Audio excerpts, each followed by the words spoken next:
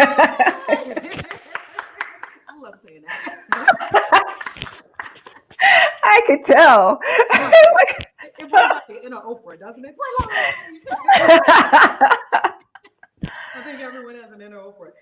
And if you're brand new here, welcome, welcome, welcome, welcome. We are streaming today live on YouTube, Valerie Love TV. We're streaming live on Facebook.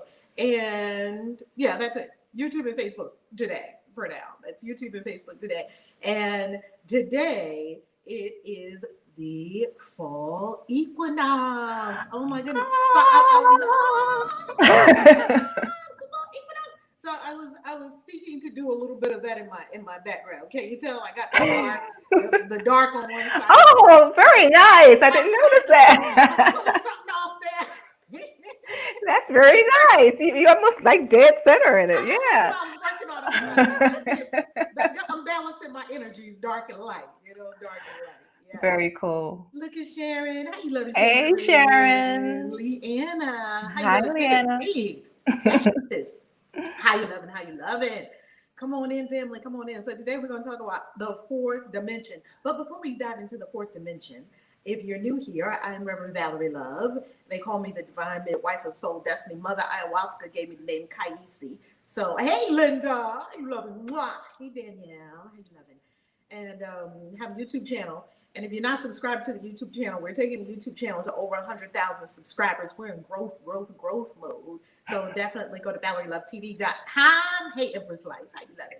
Go to ValerieLove.com. Go ValerieLoveTV.com. ValerieLove.com is the website. ValerieLoveTV.com. And also blessed to be the author of 18 books, writing 2 now furiously. 2 coming out next month in my birthday month. Jewa. 2 books. Wow. Oh, I was writing yesterday and just buzzing. Like, woo, buzzing. Got it, That's where I was yesterday. This is the time to do it. This is the time to do it. And today I'm joined by my good friend, my sister from another mister, my boo, my love, my heart. And that is Dr. Jewa Lee, who is a best practitioner. She's a master, elite master in biosynchronization. Oh, energetic. There you go. I only been practicing that for years. I've been practicing that for years. Oh, energetic synchronization technique. I just love that. What is best, Dr. Jewa Lee? What is best? Best is a technique. It's a light touch technique, but I kind of do it without the touch now. But it's a mind-body technique that looks at subconscious emotional memory patterns and the havoc that it wreaks on our bodies and our nervous system. It basically does a Control-Alt-Delete on your nervous system so that your body can heal itself. Now, why is the nervous system involved with this? You're a doctor of chiropractic. You've healed yourself of some pretty profound things in the body temple. What does the nervous system have to do with it? Well, the nervous system is like if you think of your house, the nervous system is like your electrical system in your house. It turns on the lights. It turns on the stove. If you have a electrical stove, it runs the microwave. It runs helps run the furnace. So it's important, and nervous energy is important to animate our anatomy. So our glands and our organs and our tissues need that innervation in order to operate. And so the nervous system is important. It acts as a feedback. So there are nerves that go from your brain and your spinal cord to the periphery, which is your organs and your glands and your muscles. And then you also have your touch sensors in different parts of your body, and in your skin and in your joints. So, knowing where you are in space. So if I touch my nose with my eyes closed, I'm doing that based on something called proprioception, or the sense of where we are in space. And that is a component, one of the many components of how your nervous system helps you navigate through your day. So it's important. Your muscle tightness, your hormonal activity is energized by your nervous system. But the nervous system is not the conductor of the body. There's something else that's the conductor of the body, but the nervous system is the one that carries out the instructions of the conductor. And so doing a Control-Alt-Delete on that is important because you get a fresh start. That memory of how to respond to past events is no longer the overriding program that your body is running. The programs.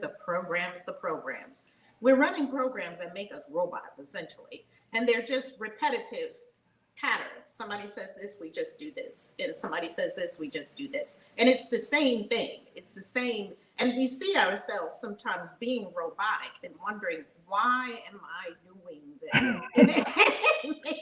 It may not even be what you really want to be doing in that moment, right? If Right. you are fully present to the moment, that may not be the conscious choice, which brings me to the fourth dimension. So, Jewa, what is the fourth dimension?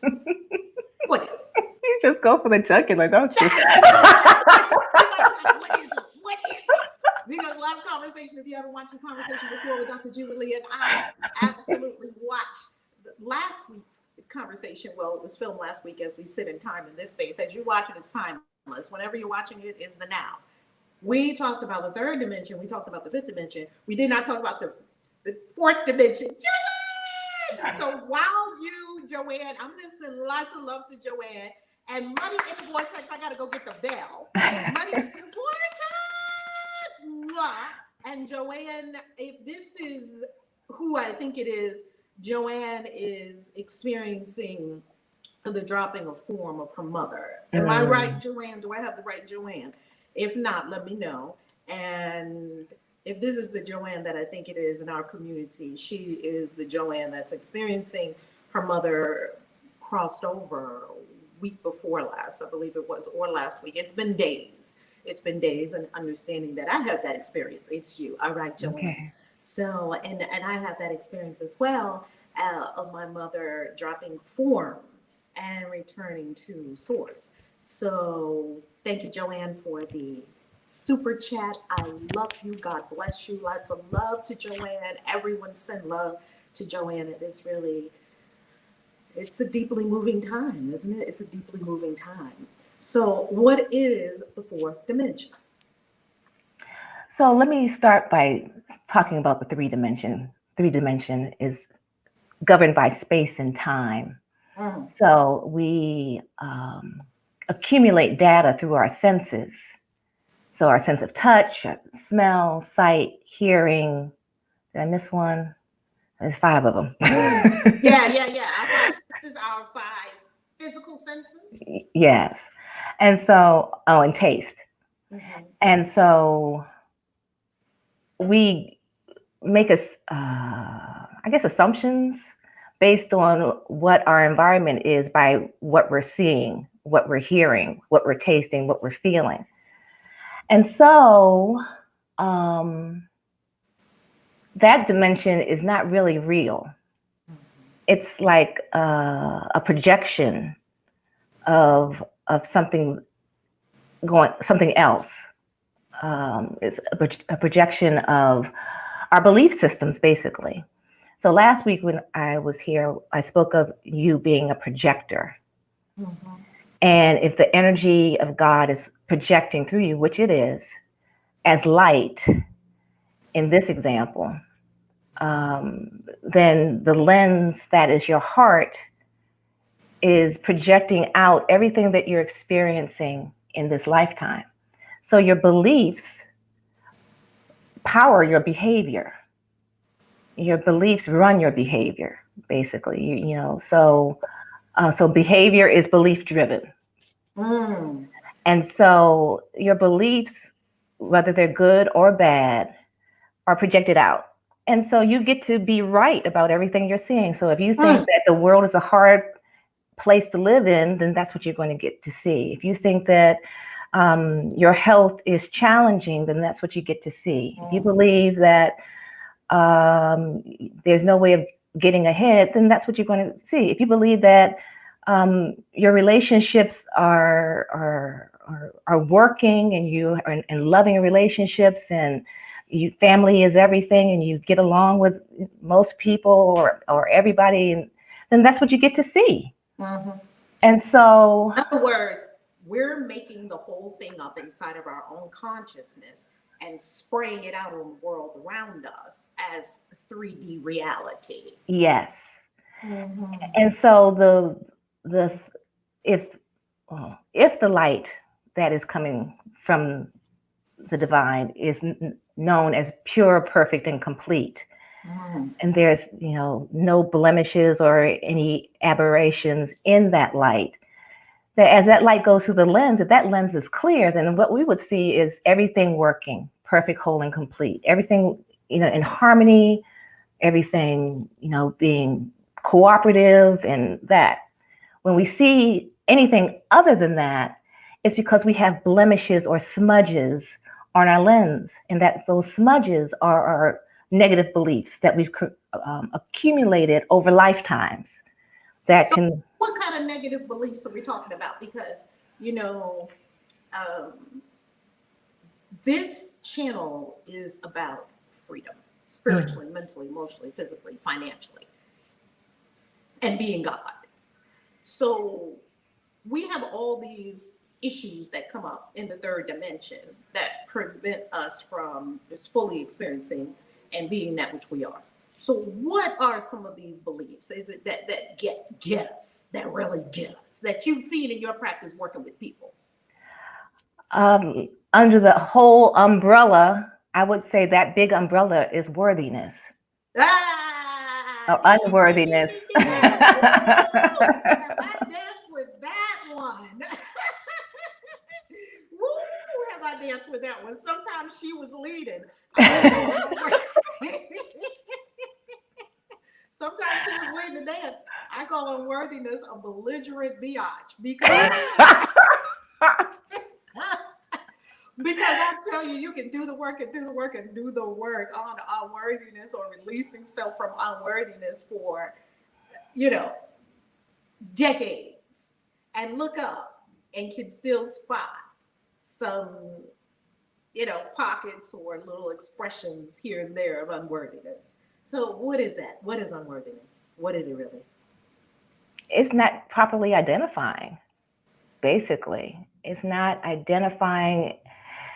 It's a okay. So worthiness comes from separation, the illusion of separation, the illusion of separation that you are somehow different than what God created you to be. Mm.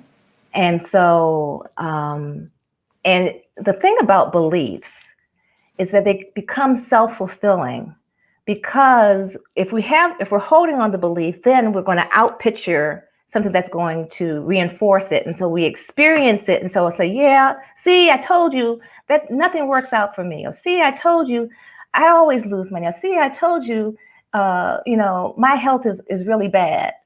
And people take the feedback loop to mean that their belief is true. What Yes. simply means their belief is creative. Exactly. Mm. So, what you're seeing in front of you is basically informing you of your beliefs.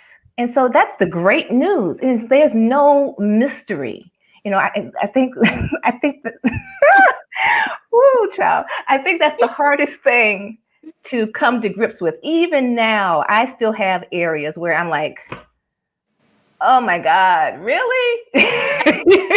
Absolutely. you know, Absolutely.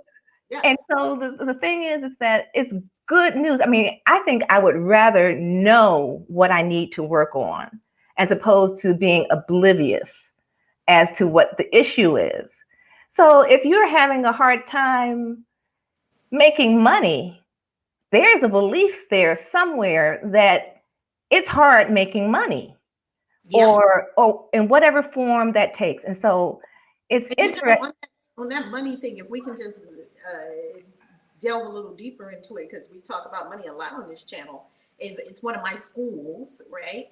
Yes. That continues to show up, I found, at multiple levels.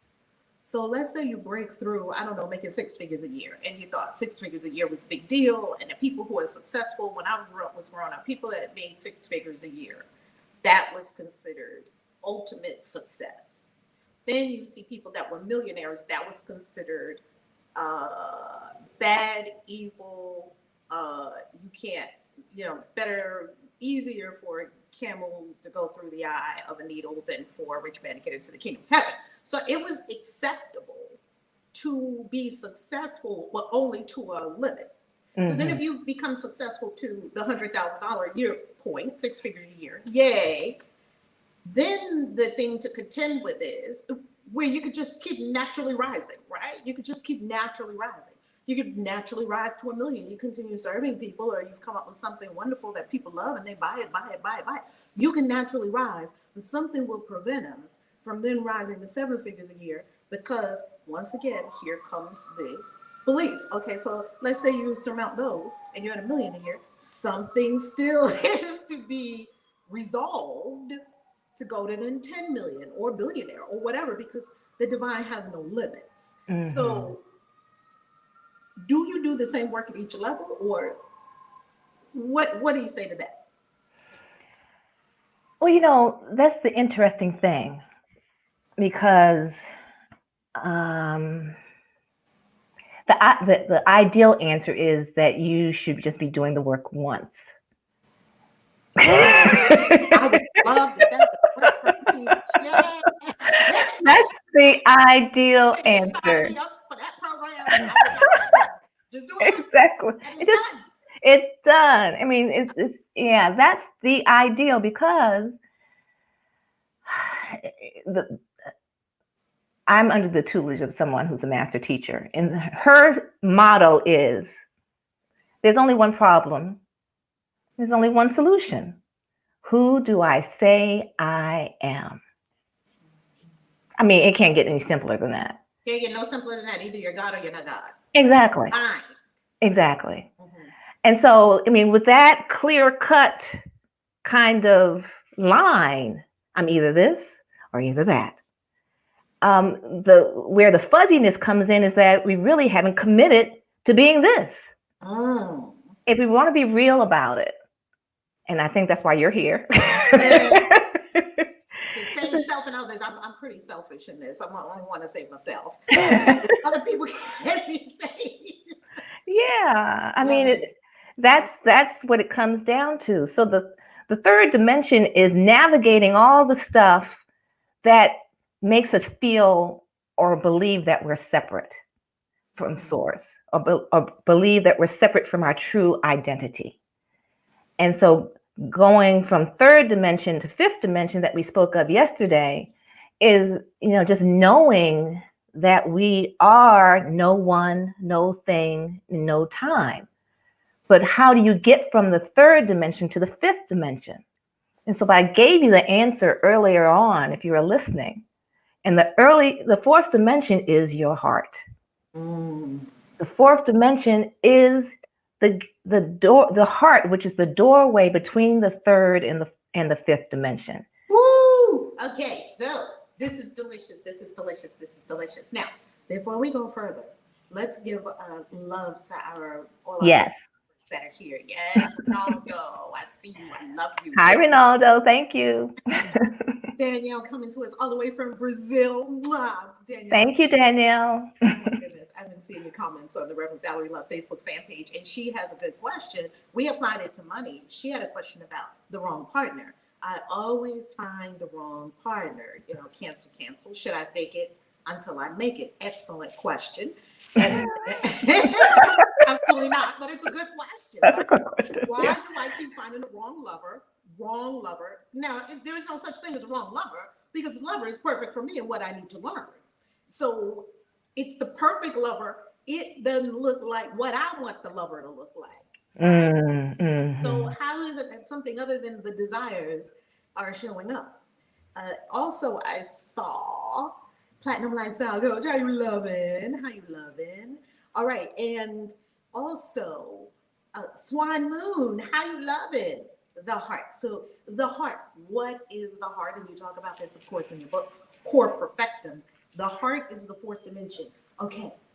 Take us on the journey. Well, it's the gateway. Okay, so I'm sure most people on this call are familiar with energy centers, also known as chakras. Mm-hmm. And so we are energetic beings having a physical experience. Some people say we're energy in a spacesuit, and we're wearing our earth suit, that kind of thing. We've all different kinds of costume to this yeah, all kinds of ways of saying it. And so if we're energetic beings, energy moves in different wavelengths, different frequencies, different vibrations. And so the part of us that we can see is vibrating at a lower vibration than the part of us that we can't see. Mm-hmm. Because so the part that constitutes our being is the seen and unseen. We have unseen parts of us that are vibrating at higher frequencies that we can call upon. We can I go there? Come on, go there. Okay. We talk about fairies, ghosts, warlocks, and vampires, and all. We talk about all the dimensions here. Oh yeah, all the dimensions. Okay, so if you would think of our being with a capital B, being, there are 5 aspects to our being. And so the ones that we're most familiar with are our soul, our body and our ego and our soul. Okay, we know about those.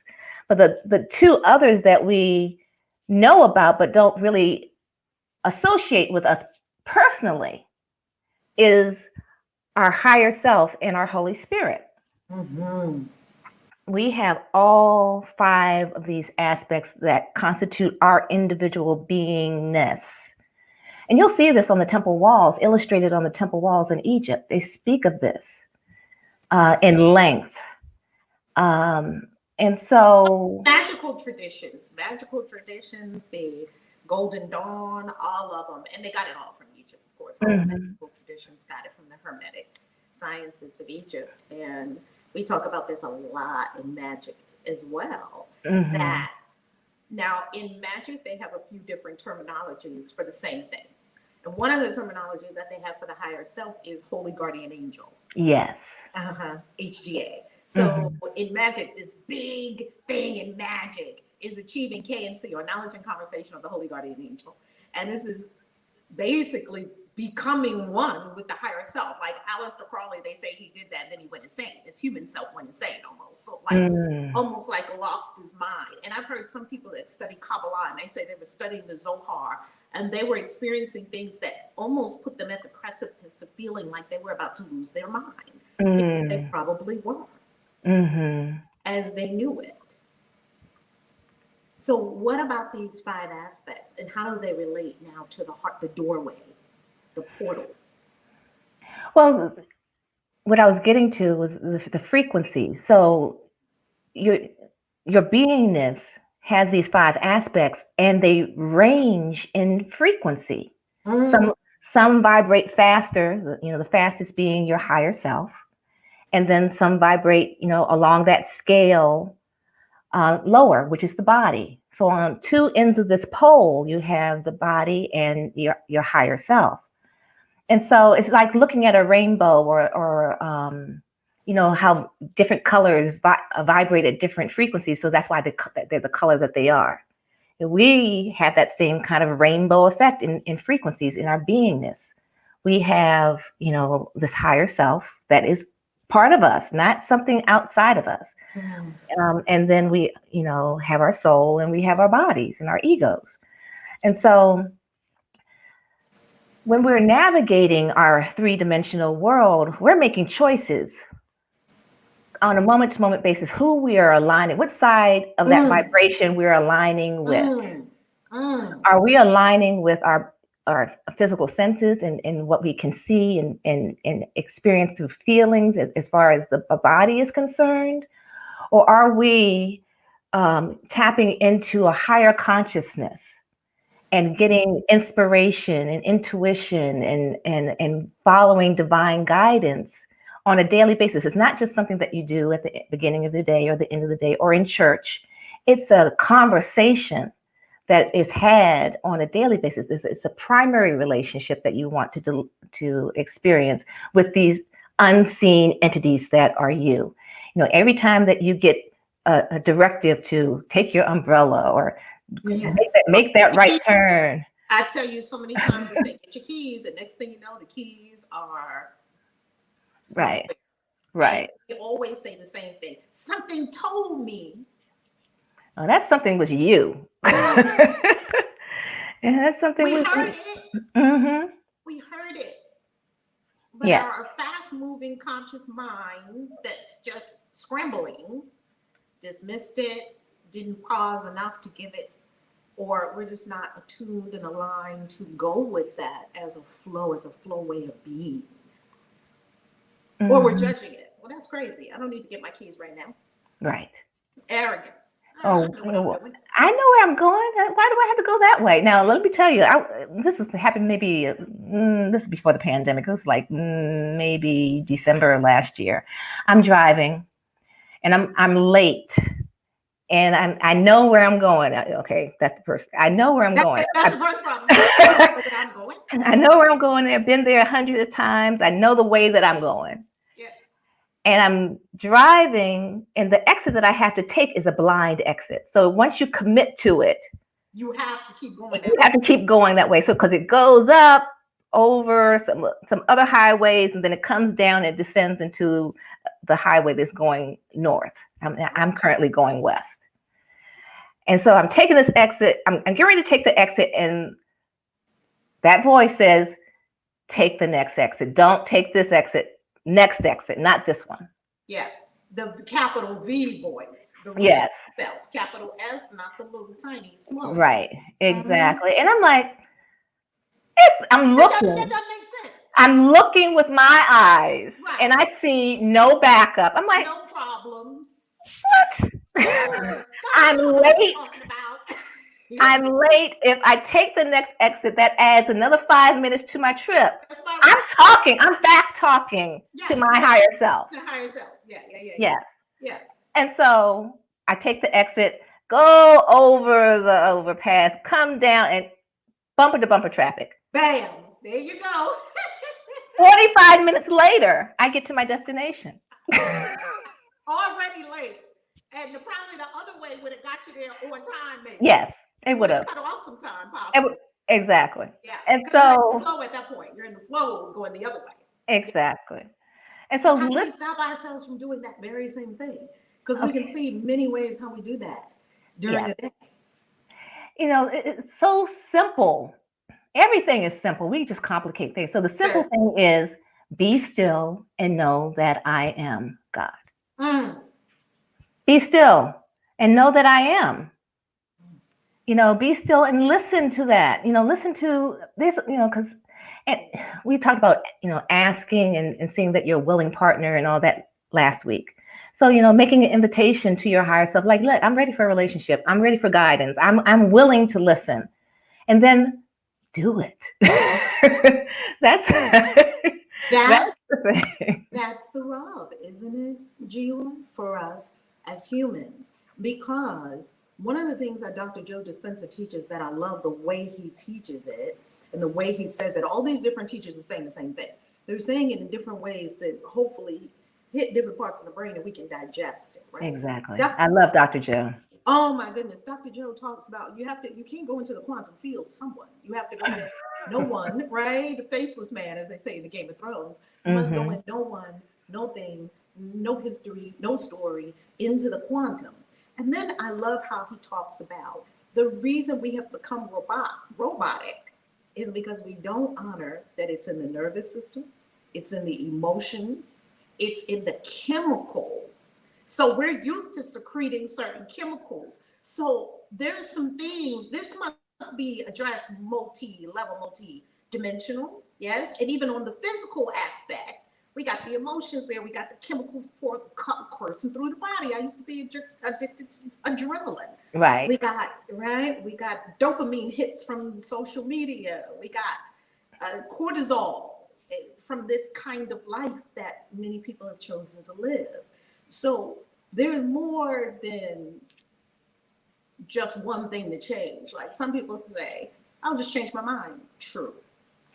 That's part of it, but that's could be behavior modification if you're not careful.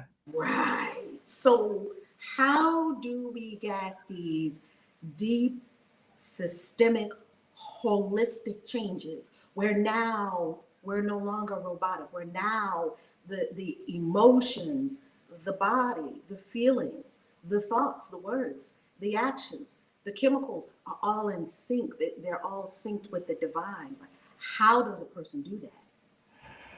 Well, the first part is, again, it comes down to willingness, willing to look at all the stuff that you are not willing to look at right now, and not be in denial about the things that you kind of tolerate for whatever reason. But you can get along with it even though your life is not still going well. It's interesting.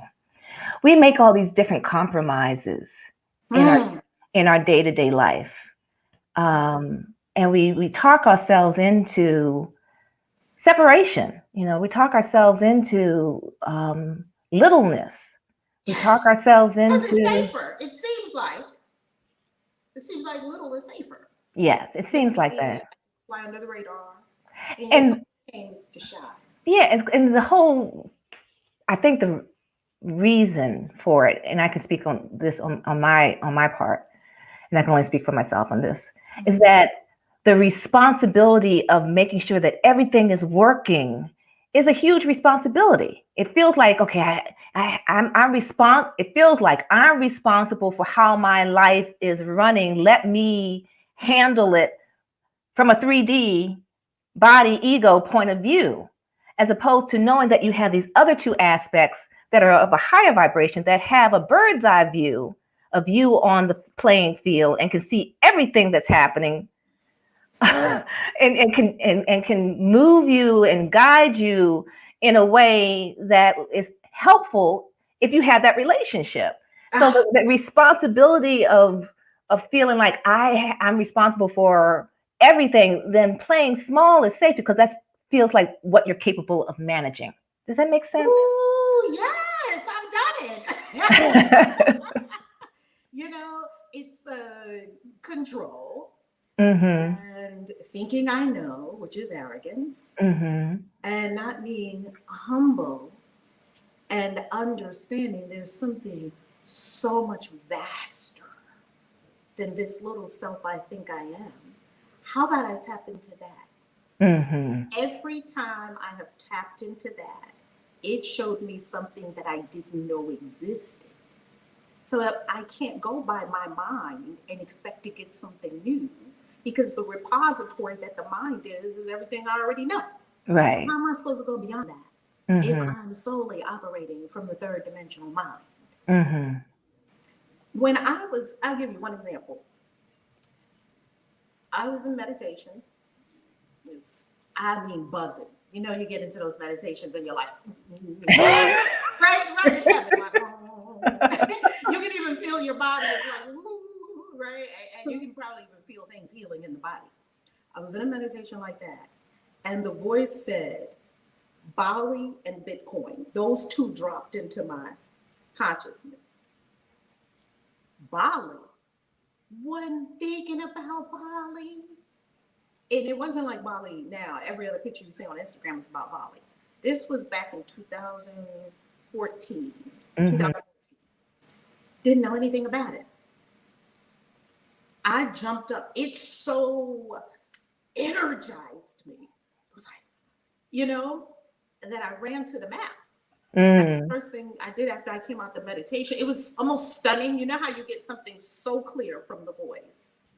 And it's so stunning. Both of them were so stunning, because I had been seeing this little Bitcoin sign all around the internet. And I was like, coming from my financial planning days, I was like, oh, that's some gamer money. That's fake. Right. Planning memory teaches you to think a certain way about money, right? And what's legit or not legit, and judgments. And then Bali, I had never heard of it. Went to look up map. Months later, I was in Bali. And I could tell story after story about this. When you called me, when I go to China and Hong Kong, I was sitting down Sunday evening chilling. And Jewa says, want to go to China? Yes. And the first thing was just, yes. Mm-hmm. That's Mm-hmm. how it rolls up. So it's not anything. I wasn't thinking about going to China or Hong Kong. So what I am offering is this thing is so much bigger than anything. I don't care the best vision board you made up. That's why I got rid of all the vision boards. They was actually holding me back. They were problematic. Right. Mm-hmm. I mean, what have you found with yourself and the people you work with that has been the most astonishing manifestations, third dimensional, when you allow this thing to take you there? Mm-hmm. Like, what would be the difference between a life lived in your little mind where you think you know what's going on and a life lived as one, as God? Right. Right. Yeah, it's a life unplanned. Imagine that. And that's I think that's what's happening with this pandemic thing. That's the gift of this whole thing slowing down, shutting down, because you really can't plan anything. I mean, the amount, let me just say this, the amount of planning has decreased significantly. Pretty much, right? So what you gonna do today? Now we ask ourselves, what am I gonna do today? And there are people who were freaking out because they couldn't plan, the systems that they had in place and all that kind of stuff.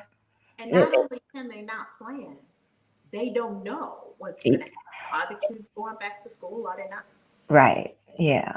And just countless things that are up in the air and uncertain, don't know. But the whole thing about it is that the whole thing was certainty in the planning was an illusion too. But it was just a crutch, because I don't think anything has really changed. The dynamic is still the same. It's just the illusion of planning has changed. That makes sense. Yeah. And we got a global meditation that we very much needed, because a few times in my meditations, I had this vision once. I was in heaven with God, and the way the vision was unfolding, that me and God were sitting on this big, like white, like chase lounge kind of thing. It was very luxurious. And in the center of the room was this ginormous waterfall with like diamond water, just waterfall, right? And straight ahead was a big movie screen. And on the movie screen, it was showing the planet. And you know what people were doing? People were scurrying. It was just a Mm-hmm. whole lot of busyness. And God was like showing it to me, like, and I was seeing myself being super busy, over busy, running from this store to that store, getting the car going here, run into the store and get some coffee, run back. Like, we looked at the planet and there was a lot of scurrying and movement. There Mm-hmm. was not be still and know. So we got a global meditation. Yeah. Yeah. So this whole idea of third dimension to fifth dimension, basically, and then going through the heart. The heart is the conduit of the energies that are unseen to the energies that we can actually see. It's the green door. It's the realm. It's the doorway to the higher realms. It's the doorway to the quantum field. You can't experience it unless you are a willing partner, and then you're able to let go of all these constructs that are keeping you in the physical. Like what? The whole idea of I have to be with somebody in order to be in partnership. Oh,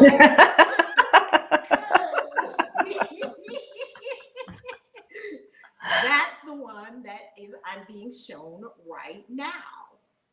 Because I've been single for a while. And I'm like, yeah, God, where's my partner? Blah, blah, blah, blah. Inner chatter about a partner. And whenever I'm in the quantum field, nothing's missing.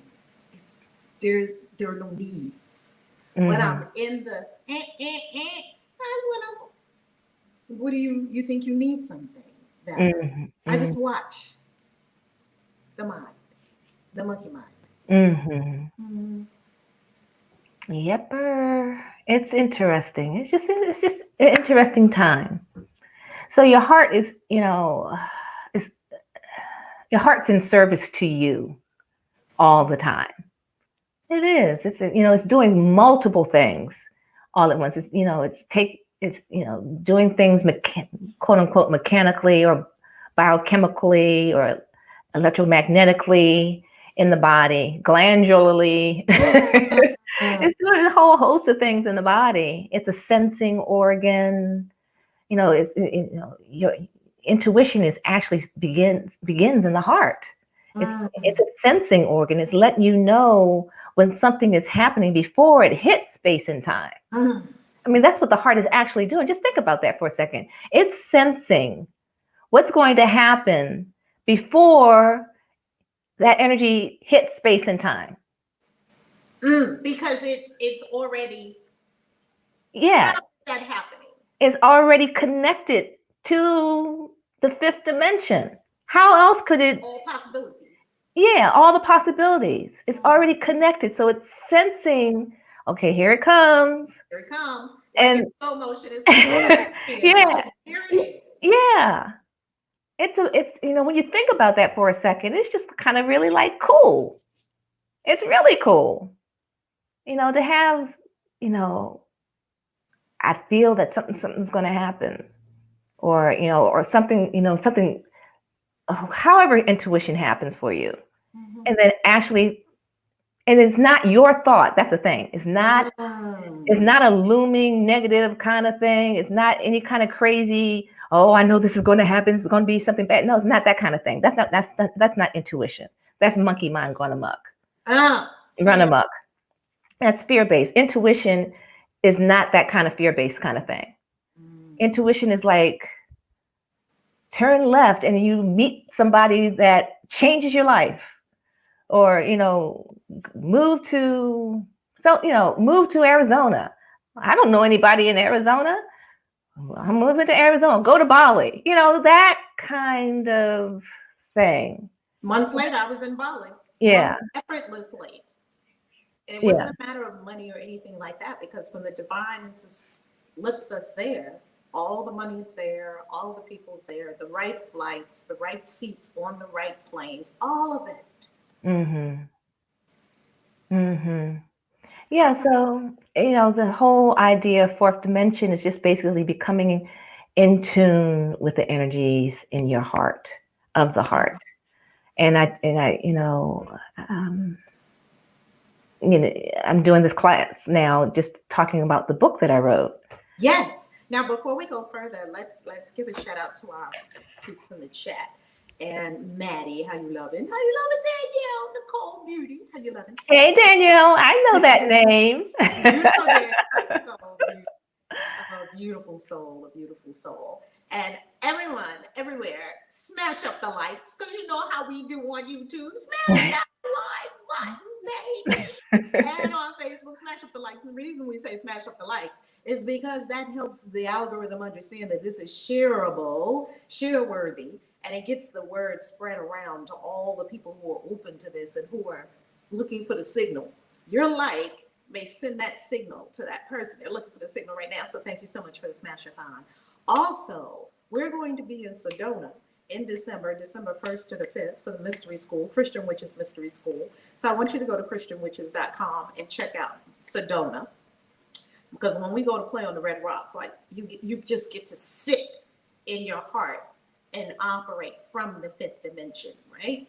And then we also have another day and a half that we're going to be in Sedona, 12/12 and 12/13. I don't think I talked to you about this one, Jewa. You knew about the other one.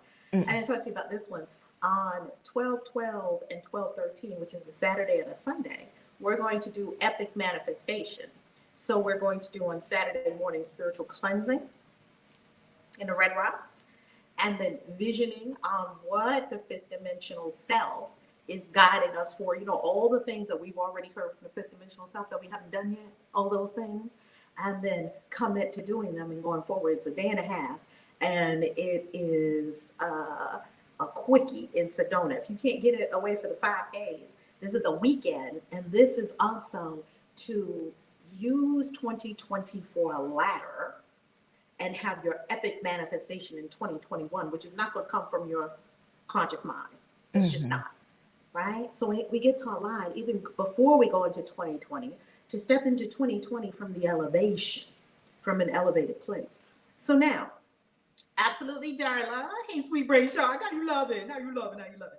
All right. So, Jewa, how do we connect with the energies of the heart? I heard you say before we went to our share moment there, the energies of the heart. What are the energies of the heart? How do we connect with the energies of the heart and stay there? Well, the energies of the heart is the seat of the Christ energy within you.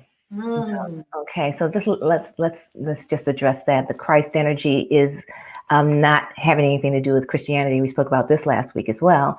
Has everything to do with that intersection of spirit and matter, and just being that the manifestation part of you.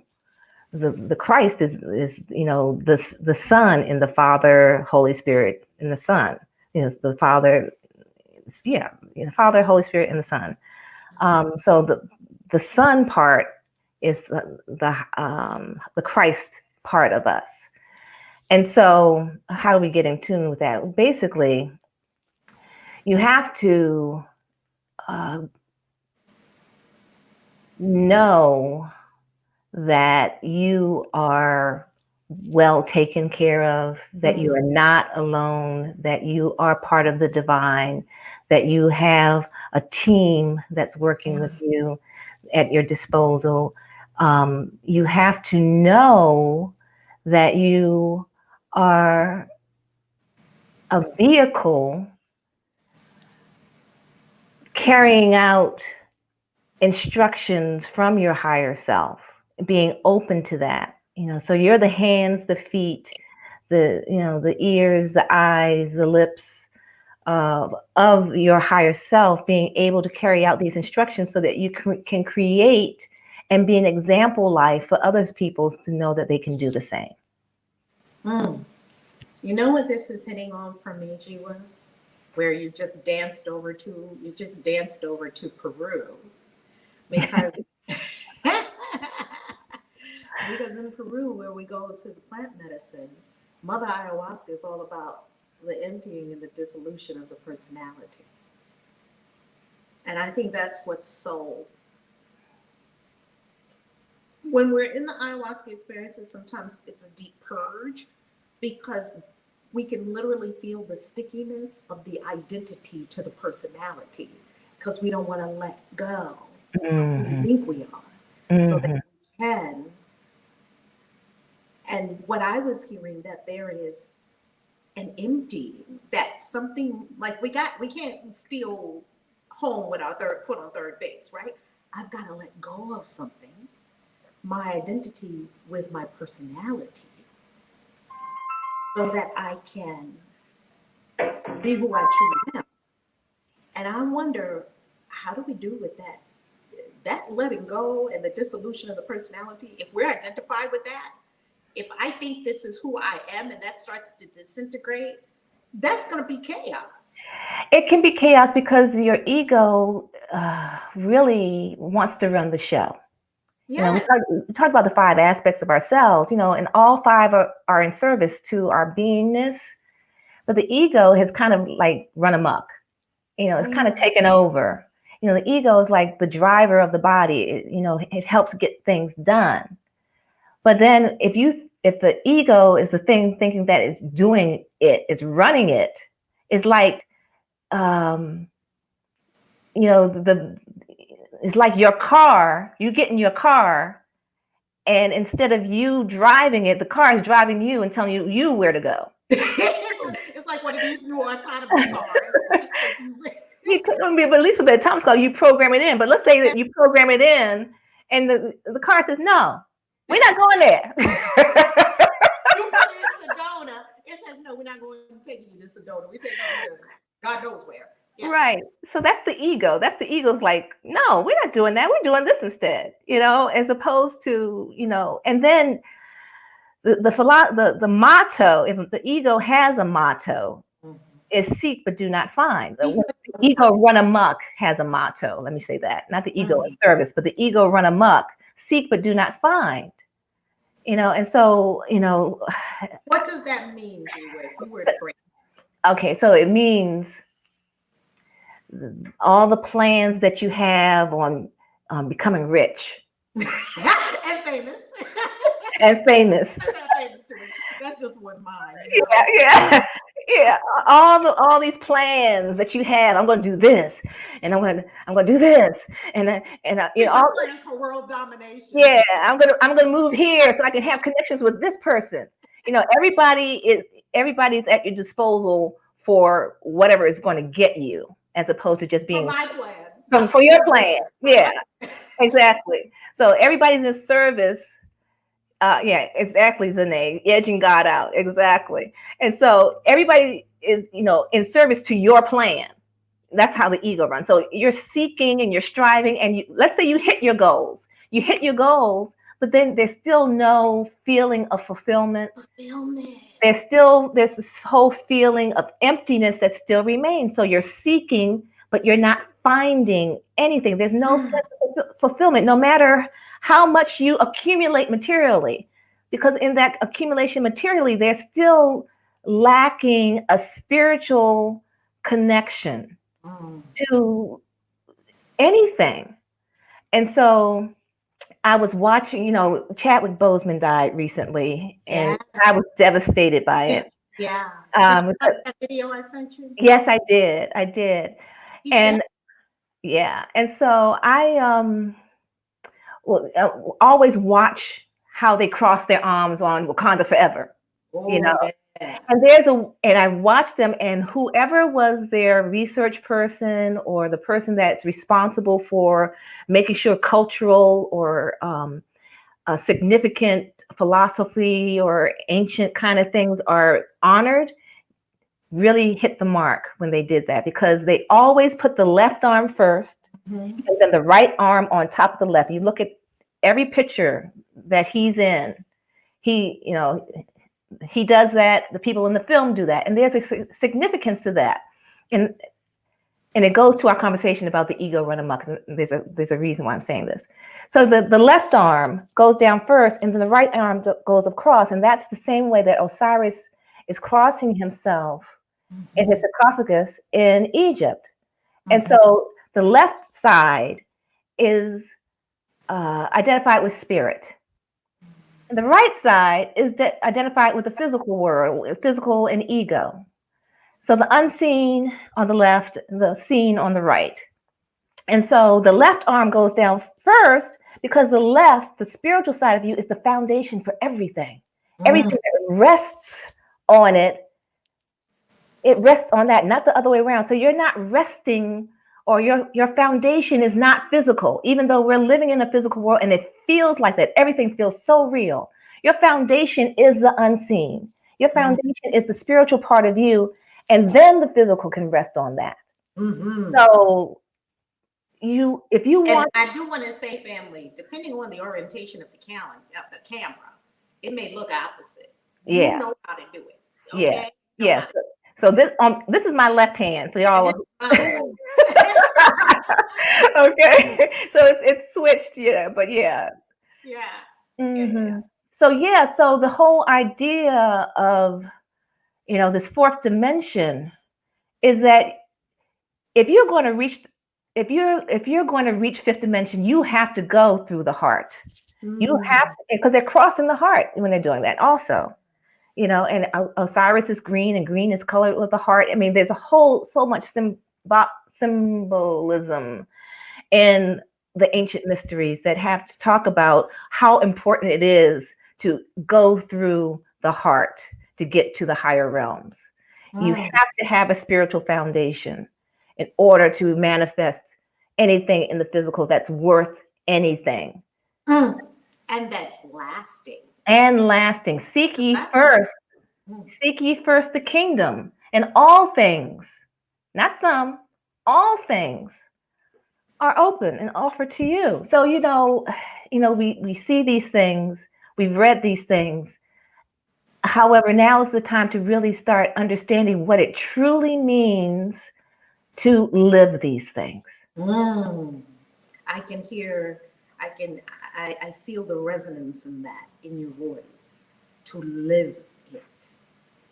So, what's a tool that people could use moment by moment? Is it be still and know? What's the tool? Because when you're in the supermarket, when you're in your car, what do? Moment by moment to stay in the heart center, channeling the fifth dimension into the third dimension.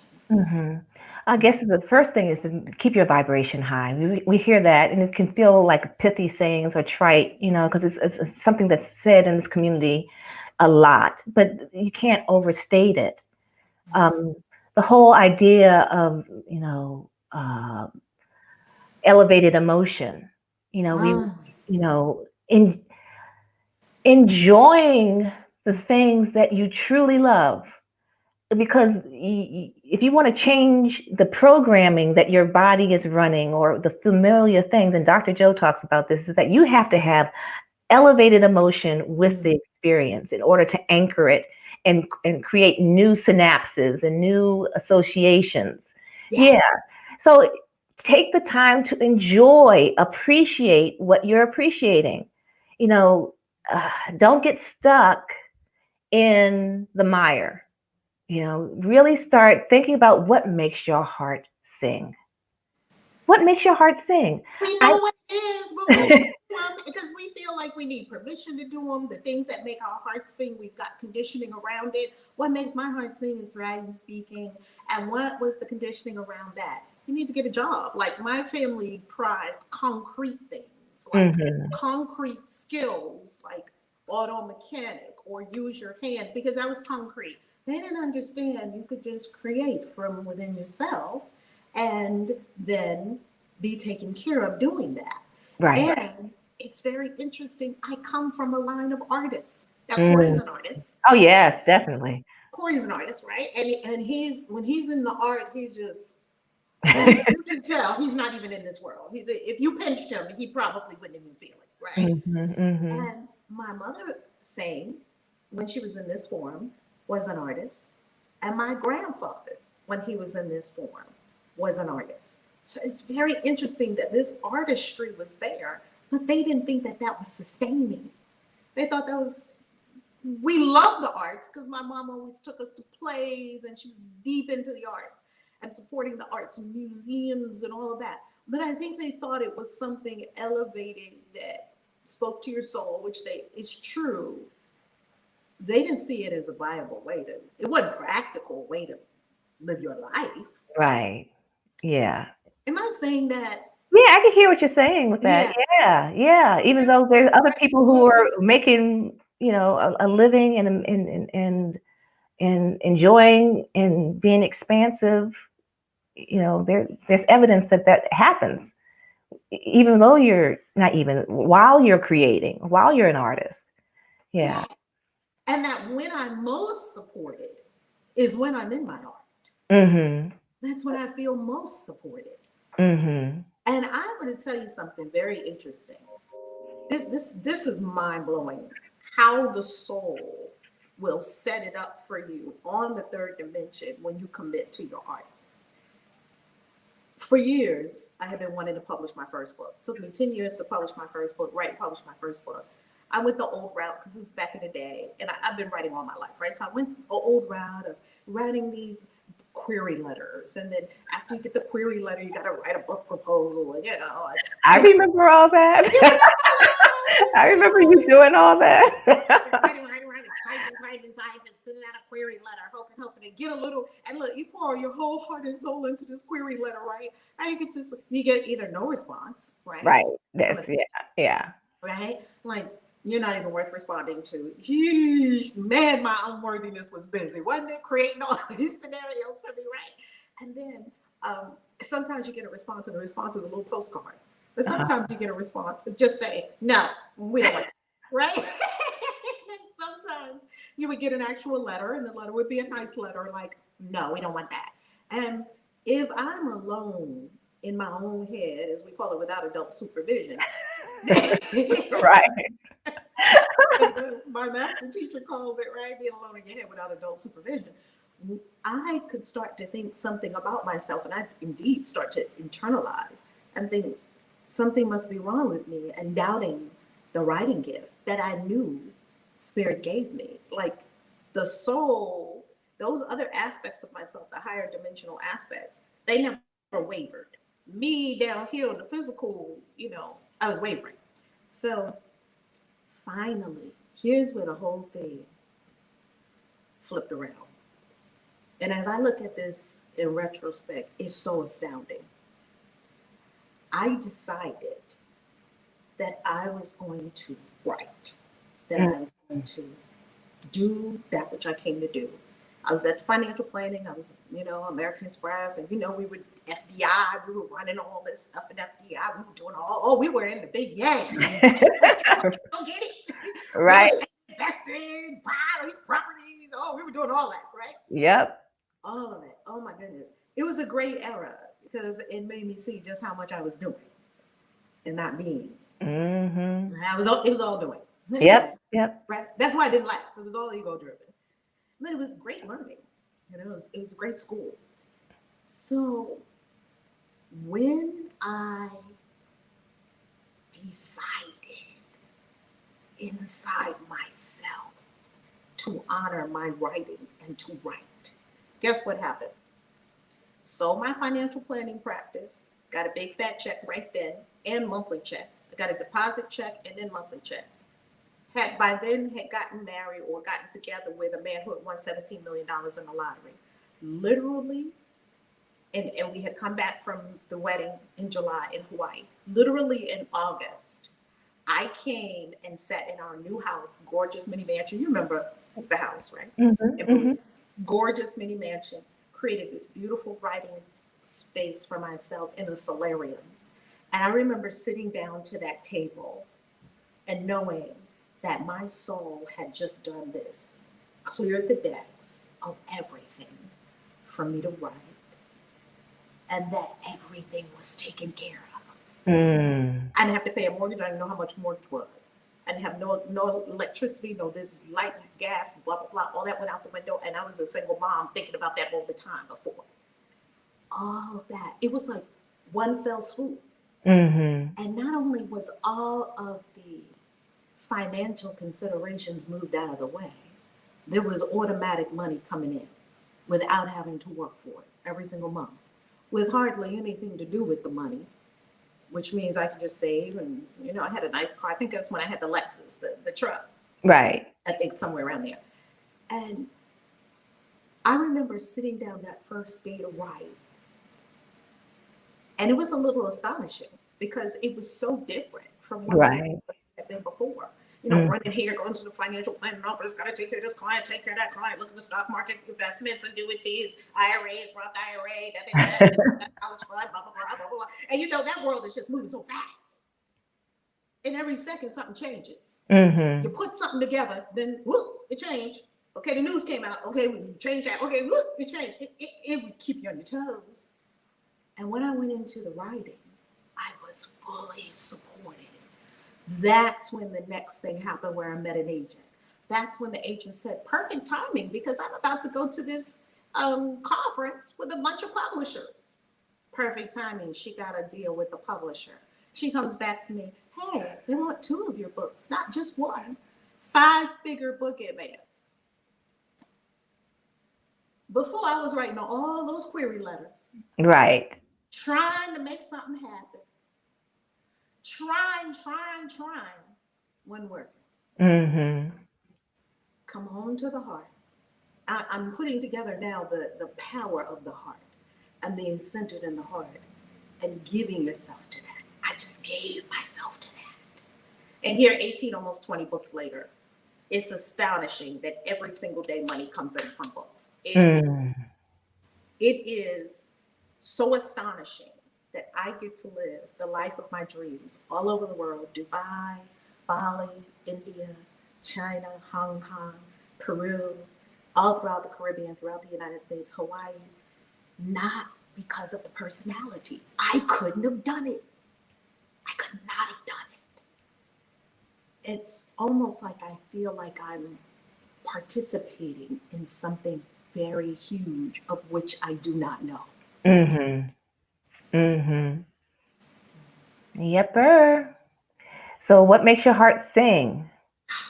That's part of tapping into your heart energy. Also, appreciating, that feeling of appreciation is is a game changer.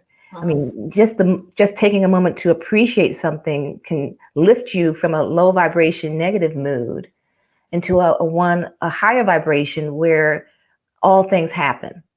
Things don't happen down when you're depressed or angry or anxious or fearful. Nothing is happening down there. Nothing can happen down there because that's not the place where things happen. Mm. It's not. It's like two different houses. Okay, so on the left side, so this is my left. On the left side is the house where everything is. Mm. And on the right side is striving, struggle, emptiness, nothingness, uh, negative emotions. And so the only way that you can have something is to be in this house. To be in this house, you have to be of a higher vibration. You have to Mm. resonate. We are energetic beings. I've said that before. You have to resonate at the vibration of where things are. You Mm. cannot do it here. So you're here thinking that you're doing something because, oh, I got my car. I got this. But what did you have to go through in order to get it? And then does it last? No, it's It doesn't last. reload or foreclosure. Yeah, it's always now there's the next worry. How am I going to pay for the payments? How am I going to pay my insurance? I don't want anybody scratching my car. All these fearful thoughts that Don't go get in the back of my into car. Then you get mad at the people who don't eat in my car. don't eat in my Tons car. of All the stuff that goes with the whole idea of attaining something and then wanting to hold on to mm, it. The fearful thoughts of I don't want anything to happen for the thing that I've got. Because you mm. know that it's not going to last. You just You know it's know it's not a, manageable. It's not manageable. So you're over here struggling, struggling, struggling, struggling. I mean, over here it's manifesting, manifesting, manifesting. Over here, struggling, struggling, struggling, and mm. you're wondering why things don't last. Over here on the right side is because you're not in the right house. This is the house Just where things move. just move, and the Move place yourself. and the place where you move, the corridor or the walkway between this house and this house is your heart. Your heart right in the center. Your heart is that corridor. You have to Mm. have a change of heart. You Woo! have to That's have a change called of heart. repentance in the Bible, right? You have Yes, to literally turn around, yes, face a different direction. yes.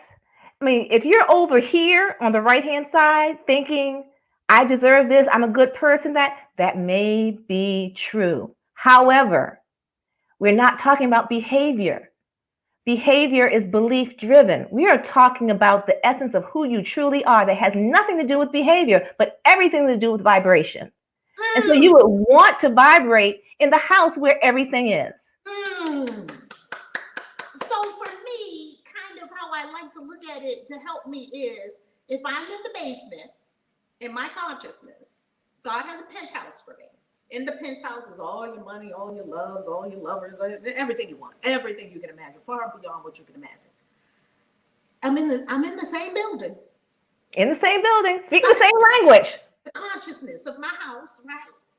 But I'm in the basement. I don't see nothing but rats and stinkiness and mold and mildew. I'm from New York, so in Harlem, that's what the basement looked like. We used to go down to the basement sometime to do our laundry. You would be scared because you shining the light, banging, so you get all the rats and roaches. Stomping your feet, all that kind of stuff. Oh my goodness, that was the basement, Right. right?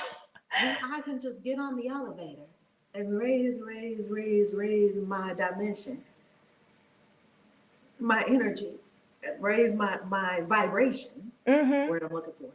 and be in the penthouse. Yes. This morning's reading, oh my God, Valerie, nothing happens by accident. I know that for sure. Ooh. And I was reading this morning and I was like, oh my God, today's reading is just awesome in the sense of it's talking about what it is to be stuck in this house.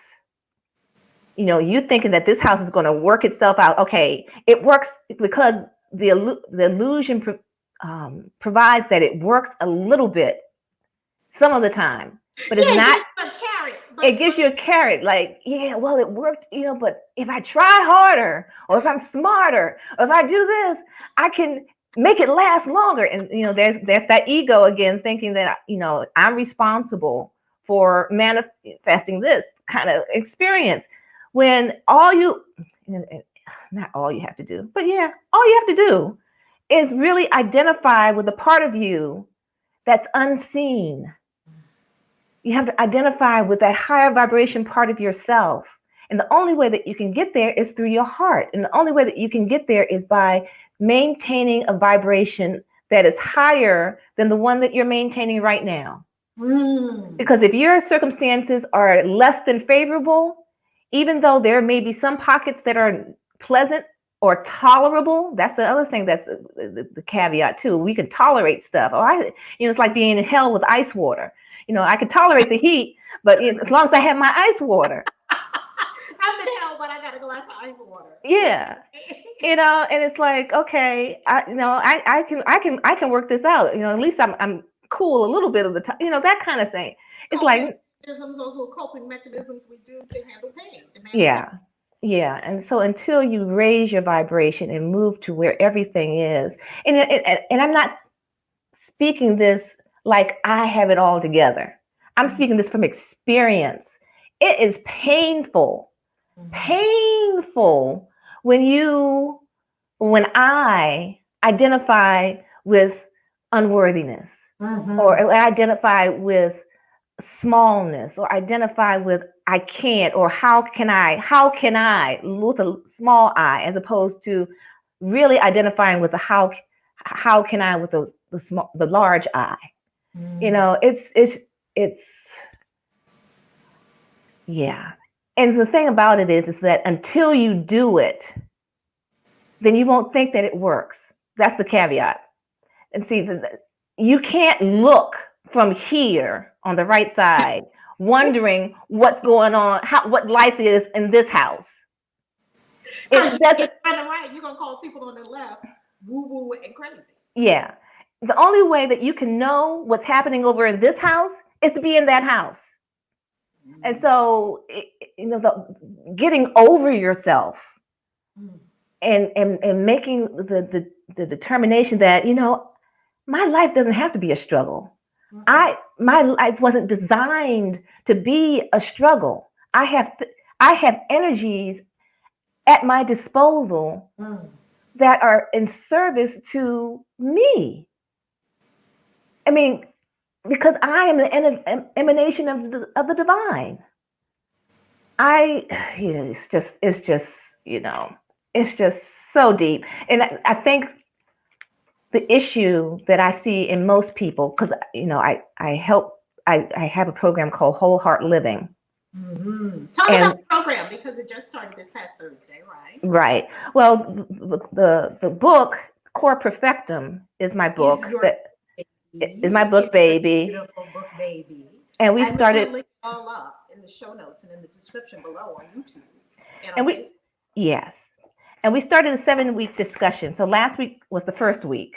Week 1. Yeah. And so this week, which is this Thursday at 8:00 p.m. Eastern time, we spend an hour discussing each chapter. And so this week is chapter 1, which is called Let's Get Physical. And it's talking. Phil, I just want to put a little caveat in here. Mind you, if you're watching this, because sometimes when people write me or they send me a message, where's that program you were talking about on the video? And I go look at the date of the video. It says 2015. I'm like, ooh. So whenever you're watching this, because there's green content on YouTube that just lives seemingly forever, right? Gotcha. Yeah. So whenever you're watching this, this is being filmed on the fall equinox of 2020. So whenever you're watching this, we want you to follow the links that you see in the description that will take you to the current offerings for Dr. Jewa Lee. So currently, Dr. Jewa Lee is doing a powerful 7-week course. Continue, Dr. Jewa. Yes. And so let's get physical is the first chapter, but we also will start in the later chapters, we'll talk about the sacred geometry of the heart, how the heart communicates, period, with the body and with other things. We talk about the ancient mysteries in regards to the heart, the energetics of the heart, and our relationship to the heart. And so all of that is discussed, will be points of discussion because there are points in the book. And this is the book, Core Perfectum. What you don't know about your heart may be killing your life. So that is part of a program that I started called Whole Heart Living. And Whole Heart Living is a year-long coaching program. And we look at, what I use as kind of like a textbook for Whole Heart Living, because it's a textbook in my life. I just know, I use what I know works. Okay. And so I use experience. And so I use A Course in Miracles as the playbook on how to change your mind about what you're thinking, how to change from egoic thinking to more spiritual based thinking.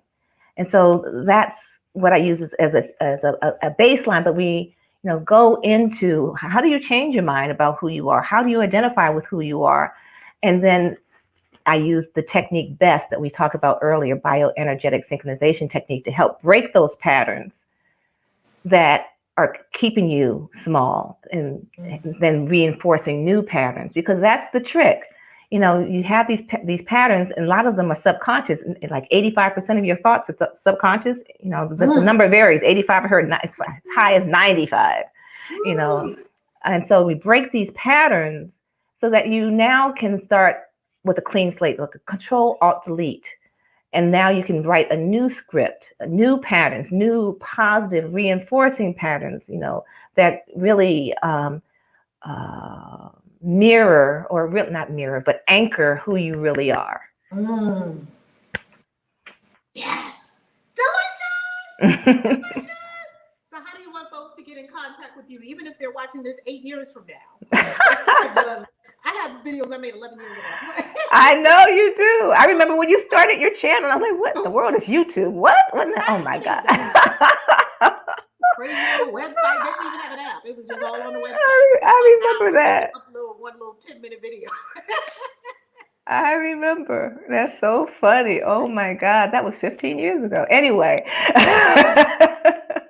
I started YouTube in 2008. Well, it was 11 years last year. So okay. 12 years. 12 years. Okay. Wow. I started it a few years after coming out. So 2004 was when I came out. So my financial planning practice, got married, gave myself to writing. 2005, I stood up in April of 2005 at an event. What is God saying about your money? And declared myself, okay, I'm going to give myself to my destiny. And that year was the year I got the book deal. First book, I think, was published in 2006, 2007, somewhere around there, 2008. And then 2008, Spirit drew me onto YouTube. I never went on YouTube. I didn't know anything about YouTube. Right. So how could I have gone on there? Right. Now, millions of video views later, YouTube continues to astound me. Continues to astound me. Way bigger than me. So if they want to get in touch with me, my website is drjewa.com, drjewa.com, and there'll be some writing below this once it's posted. If you're interested in the 7-week program, discussing the book Core Perfectum, and it's a book discussion. So that doesn't mean that you get on the call and listen to us talk. It means that you have to read the book and be a contribution. And that's another thing about the heart. Be present. Yes, be present, show up, and be a contribution. So that's the other thing about the heart that I forgot to mention. And I don't know how I forgot that. Is that you can't come to the table hungry.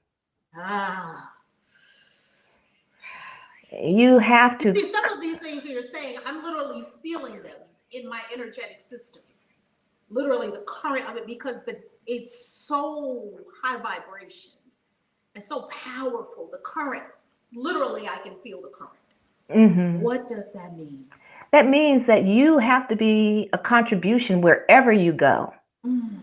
It's so interesting. I have two children, a son and a daughter, and my children, taught me a lot especially when they were little itty bitties. Mm-hmm. And my daughter never met a stranger, ever. Never met a stranger.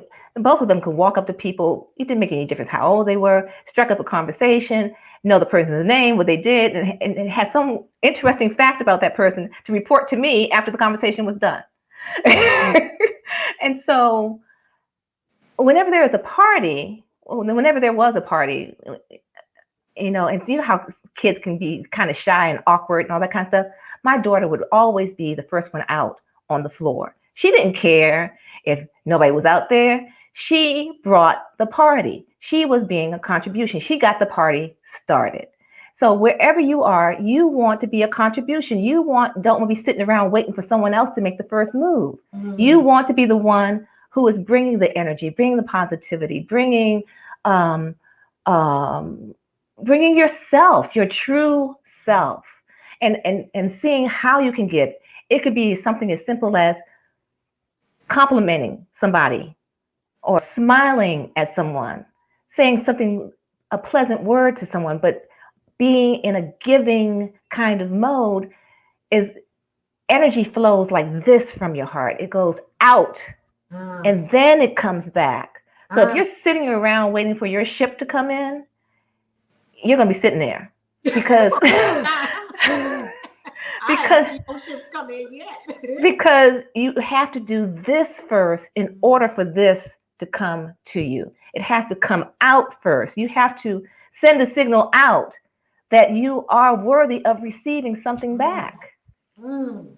So you can't sit on the sidelines and just wait. So that's another part of the fourth dimension. You have to be the generator of your experience consciously. You're already a generator of your experience subconsciously, because that light is coming through and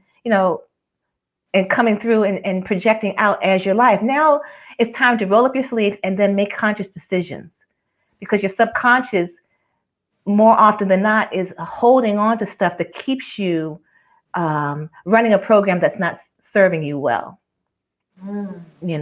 So, oh my goodness. So I was looking at in A Course in Miracles, in reference to what we was speaking of today. And if I could read a couple of excerpts. Yes. So I'm currently in chapter 31, if you have A Course in Miracles, section 7. And section 7 is called The Savior's Vision.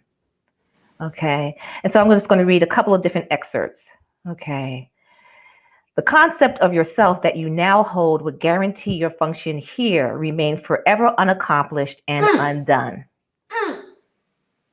Boom, right there. And right there. Right there. And thus it dooms you to a bitter sense of deep depression and futility.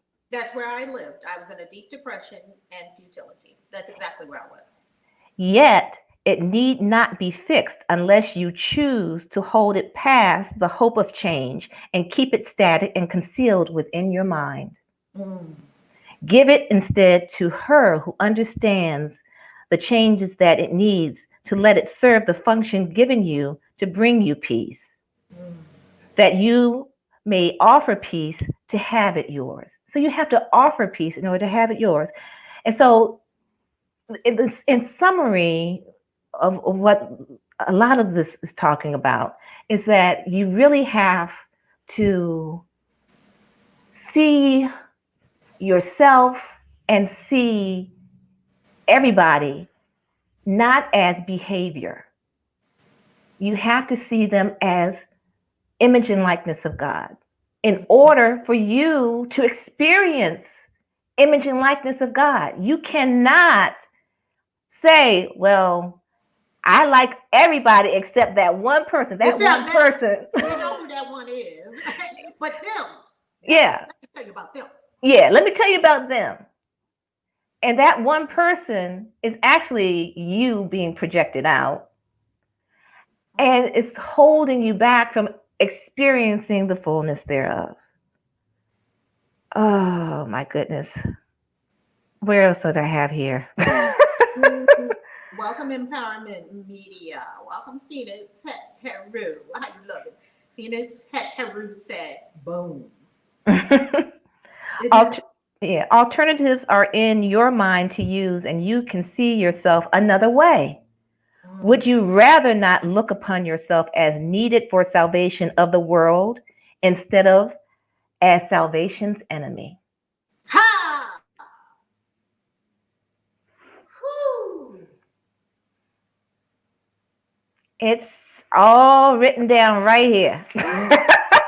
It reminds me of the teaching from A Course in Miracles that said God himself is incomplete without you. We don't believe that though. No. God, like we could not exist if we were not essential to the plan for salvation. Essential. This is the Savior's vision. I'm in paragraph 11 right now in the same section. This is the Savior's vision, that he see his innocence in all he looks upon and see his own salvation everywhere. He holds no concept of himself between his calm and open eyes and what he sees. He brings the light to what he looks upon, that he may see it as it really is. And that's what we're tasked to do. You know, the he that is speaking of is basically you. You know, the Son of God, which is me. Yeah. So that's just a sample of what we study in whole heart living and how we apply it and how we break these patterns and how we live an elevated life and an example life, and have a community that supports that. So that's what I'm up to this year, Valerie. Well, okay, that's all I'm up to. All of us becoming God. That's all. That's all. That's what makes my heart sing. You talking about asking me what makes my heart sing? What makes my heart sing is having conversations with people who are really interested, not people who want to be stuck and questioning. Constantly questioning, and not listening to the answer. So that's you. I honor you. I love you, but that you're not ready for what I'm offering. Keep watching here on YouTube. Keep watching. Keep watching Dr. Jewa on Facebook and wherever you catch her.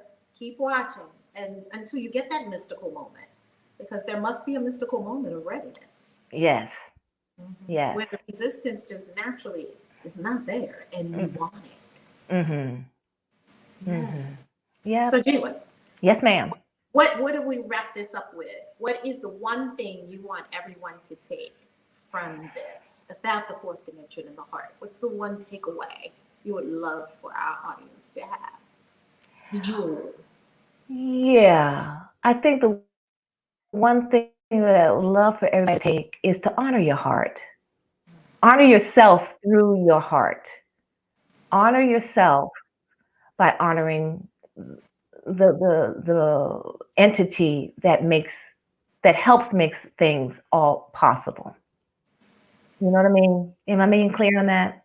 Yeah, honor your heart. Honor your heart. We did that when we were kids, because kids, I watch my grandbabies, they run around, they're honoring their heart in every moment. And then we kind of got conditioned out of it. And now it's just a return to honoring the heart. If it's not honoring the heart, I don't participate in it. Yeah, that's very simple and actionable. I can do that. I can do that. All right, Jewa. So we're going to close. This has been delicious. I'm glad. Have some kind of ongoing monthly show experience, right?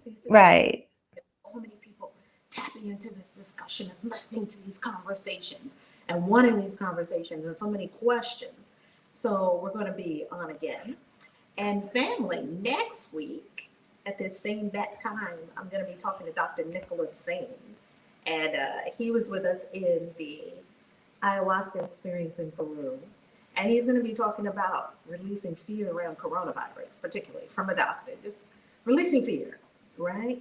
And then we're going to do a 2 segments as well. And the second segment is going to be about plant medicine, ayahuasca, and what plants do for us, on many levels. You know, I've been studying the immune system because I'm always studying everything, studying. I just love studying all those things, right? The microbiome and biology, and I just love all of it.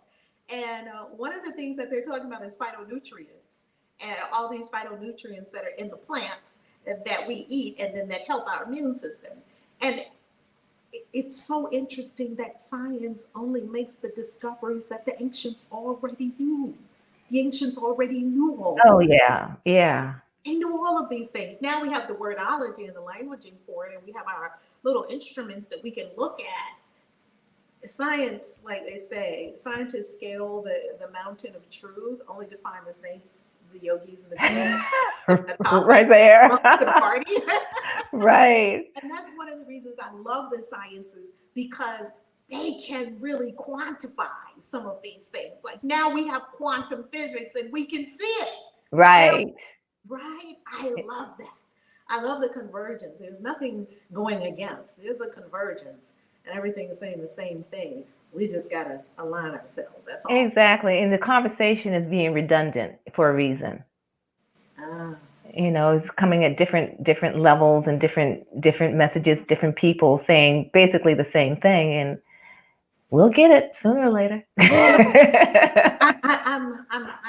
absolutely, completely committed to self-transformation, to remembering who I am, you know, in just like in the community that you speak of with the Circles of Light Ministries and Intervisions, the community, spiritual community, we say, remembering the truth of who I really am, remembering the truth of who you are. If you remember the truth of who you are, what else is there?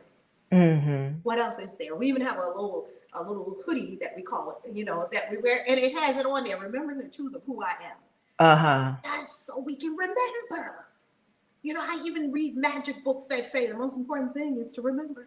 Right. Because we're forgetful. That's the most important part of magic. And affecting magic, manifestation from the 5th dimension. What else is magic other than manifestation from the 5th dimension? Called by many names. Mm-hmm. We can recognize there's a thread that runs through all of this. Is a tapestry. This is not many different things. It's one thing spoken of variously, right? In different ways. So thank you, Jewa. Thank you for being here. Hey, family, we love you. We appreciate you. Thank you for being here. Buy the book, buy the book, buy the book. Don't play with me. Go buy the book. Hop in Dr. Jewa's website, hop in the program, and we're going to put all the links for you. Thank you for hanging with us. This was a nice, good, deep, rich discussion. An hour and 35 minutes in time and space. Hey, Red. Right? I love you. All right. Have a beautiful day, family. God bless. Peace. Peace.